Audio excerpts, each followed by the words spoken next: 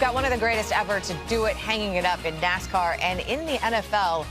A surprise courtesy of the Bills. And no, I'm not just talking about the weather in Orchard Park. It was unseasonably warm for the Bills and the Seahawks. In fact, so warm that during warm-ups, Josh Allen was like, man, it's hot. I mean, it wasn't the 70s. I don't think it's supposed to be the 70s in the fall out here. Early in the first, no score, and then this happened. Allen to Isaiah McKenzie.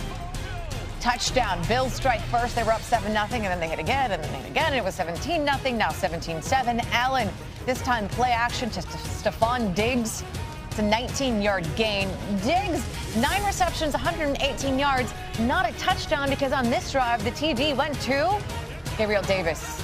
Touchdown. Bills extend their lead 24-7. They drop back to pass 75% of the plays in this game. In the third we go. Bills up 24-10. Seahawks ball.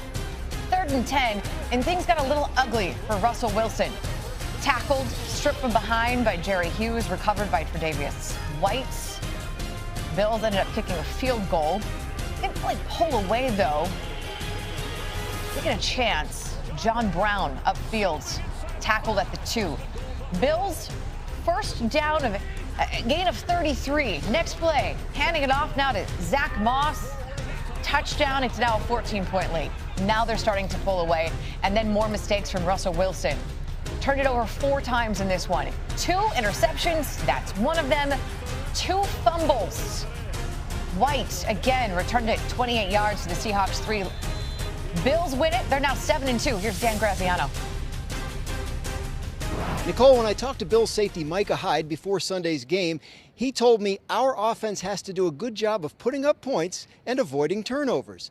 Well, the Bills scored 44 points, the most anyone has scored against the Seahawks since 2009, and they didn't turn the ball over even once. The result was a 3rd consecutive win that improved their record to 7-2 and kept them in control of things in the AFC East. The best part about the Bills' current run may be that they're showing they can win in different ways. Last week, they ran the ball 38 times and threw it only 18 times to beat the Patriots. This week, they threw the ball 38 times and ran it only 19 times to beat the Seahawks. As you might imagine, the Bills are feeling pretty good about themselves, but they also have bigger goals. Sitting here, 7-2, we're excited what we can do and how we can play, but we understand that not only 7 wins doesn't get you into the playoffs. So any win's a great win in the National Football League, but let's be honest, that's a really good football team that we played today. Wins like this against the best teams in the league are good measuring sticks, but at this point, we have to consider the Bills one of the best teams in the league themselves. Their next 4 games are against the Cardinals, Chargers, 49ers, and Steelers, a tough stretch no matter how you slice it. And Sunday's injuries to top cornerback Tre'Davious White and a couple of starting offensive linemen are certainly concerns to monitor. But Sunday's game was what we call a statement win by the Bills, and the statement was, we can beat anybody. In Orchard Park, New York, Dan Graziano, ESPN.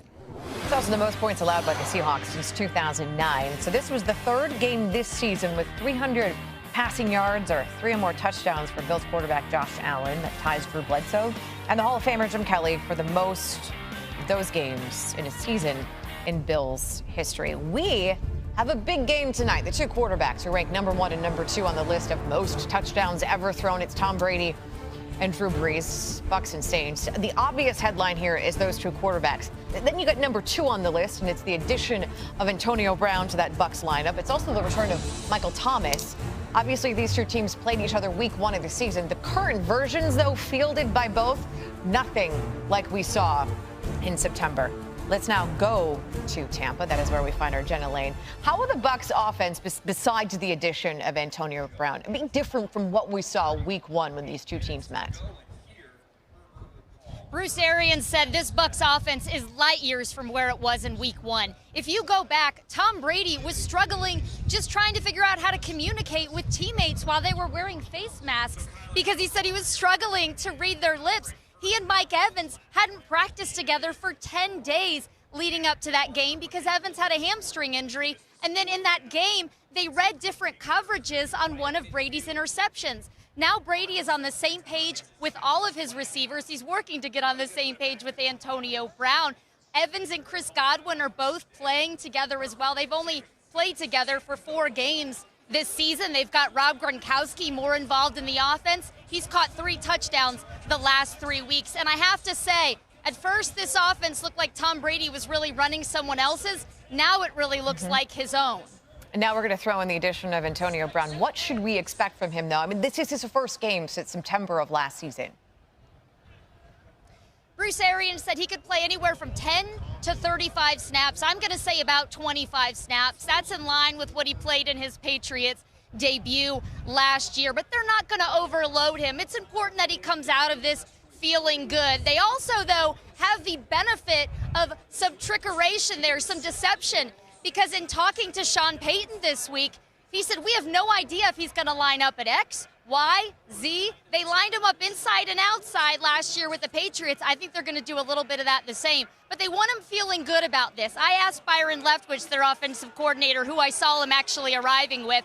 I said, what can a good performance do for AB tonight? And he said, I don't even think it's a good performance. I just think him going out there, being part of a huddle, I think that really can go a long way for him. As we all know, he's really just trying to get his life on track. The Bucs are not the only team making additions to their roster because the Saints also get the return of Michael Thomas in this game tonight. So how is the Bucs defense prepared to see him?